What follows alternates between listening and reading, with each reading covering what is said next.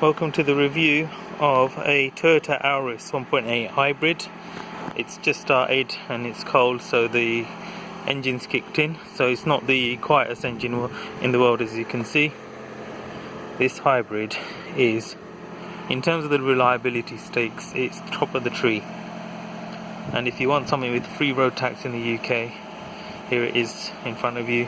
These are now, because of the electrification agenda, etc. A few years ago these were dirt cheap, now they're quite expensive. So this 60 plate with only 53,000 miles, it's a T-Spirit. This one's going for £6,700 in lovely condition, in black, with nice 17-inch alloy wheels. This only comes in the T-Spirit, this particular design of alloy wheel. T-Spirit being the top spec of this vehicle. You got the T3, which is the basic spec, etc. This one has the benefit of rear parking sensors, which they don't always come as standard. That's actually an additional extra. What they usually have as standard is a reverse camera, like so. Let me start off with the boot, because as opposed to the standard, this shape of Auris, so let me show you. This one came out 2009-ish. This is the facelift, and the hybrid pack takes up a bit of the battery space, the boot space, but handily there's a little bit more extra here. This doesn't come with a spare wheel because of that. It has an inflation kit. Because of the design, the head space is excellent, and the leg space is not too bad. So I'm 5'6". There's good space there. Head space is good for 6-footers. This being the T-Spirit, comes with the Alcantara and half leather seats, which is really nice and plush and very comfortable. The plastic are a bit scratchy though, but as you can see, this is a 10-year-old car, and it's quite robust and stood the test of time. These plastics, they are easily scratched though, mind. So the previous owner has looked after it because it hasn't scratched too much, but because of its brittle nature, it might not break, but it scratches very easily. So aesthetically it doesn't look as nice. Actually, before I close it, these cars are a target for the catalytic converter thieves. This car was a target for it. The previous owners had the cat lock put on, as you can see by the sticker here. So it's a common issue. Let me get it's keyless entry. So all you do, have your key with you, and you just touch it here and it unlocks. Obviously I've got the car on now. So at the beginning of the video you would have heard the engine, but now it's turned off because it's in electric mode right now. So it's nice and quiet. So being the T-Spirit, it has this fascia here.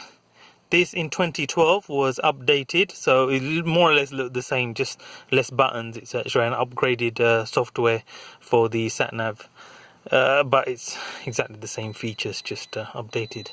So there we go, that's the reverse camera, and it's showing the sky because I've got the boot open still. Press the park. This gearbox is the electronic 1-speed one, and this is absolutely bulletproof. I have not known anyone who's had any problems with this gearbox whatsoever. So excellent, like I said, top of the tree for reliability in that sense. The hybrid unit, they are usually very robust. Obviously it's a proven technology from Toyota.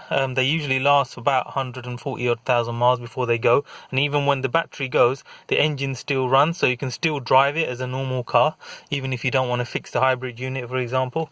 But because of these hybrid units have been around a long time, there's a lot of aftermarket places where they provide refurb. But I wouldn't do that if I were you. Just get brand new ones, and they're available for £500-600, and about £1,000 all in. You can get brand new hybrid unit put into it. And if you're not fussed, you can still drive it as normal. So it's not going to let you down. So you're not going to get broke. You're not going to break down at the in the motorway because the hybrid unit's not working and not get home. So it'll still get you home. You just need to bear that in mind. Now let's have a look at the interior here. So this one has the leather stitched steering wheel. For some reason, a lot of these they discolor, because I don't think it's the best quality around there. But anyway, everything's working as to be expected, but obviously very cheap plastics stood the test of time again, like I said, but they scratch very easily. This one, strangely enough, this is nice and soft.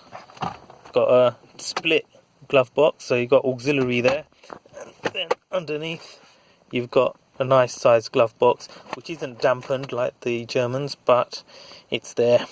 And this is good because it's easy to get to for the air filter if you want to do a DIY job. Cup holder on that side and cup holder on this side. Great if you want to put your phone on there and get the sat nav on, because this sat nav, although it works, is absolute rubbish. You got to use your own. This one has the auto anti-glare mirrors there. Overall, and good old school manual handbrake. Fantastic.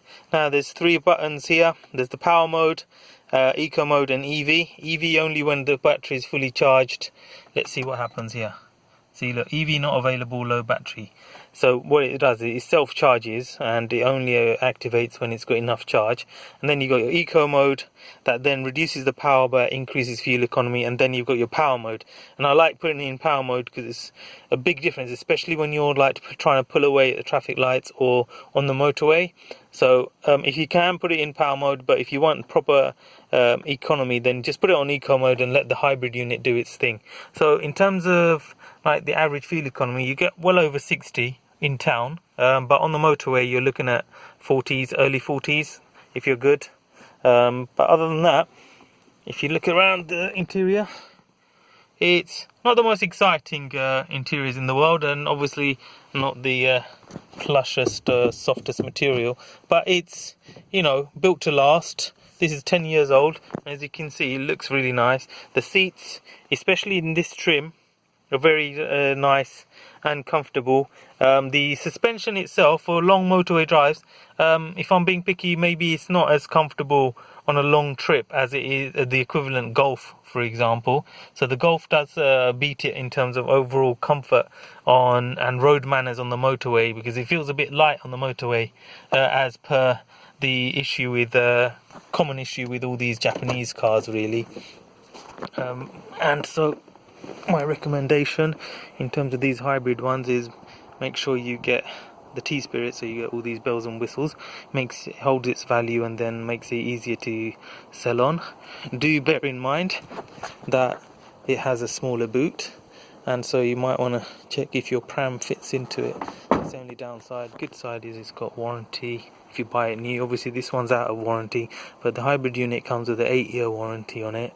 And if you go to Toyota and service it and do a health check, they automatically renew it by 12 months anyway. So it was well worth keeping these serviced at Toyota. This has been serviced at Toyota, 53,000 miles, no mechanical faults, and I've got people driving these with like 250,000 miles, not a problem whatsoever. So yes, top of the tree for reliability. Looks wise, I think it looks quite nice actually. Some people think it's a bit fuddy-duddy looking, but I think it looks lovely. So yeah, it takes a choice, I suppose. If I had my own money and I needed to buy a car, then definitely I would consider this over a Ford Focus or a Golf, because my thing is about reliability.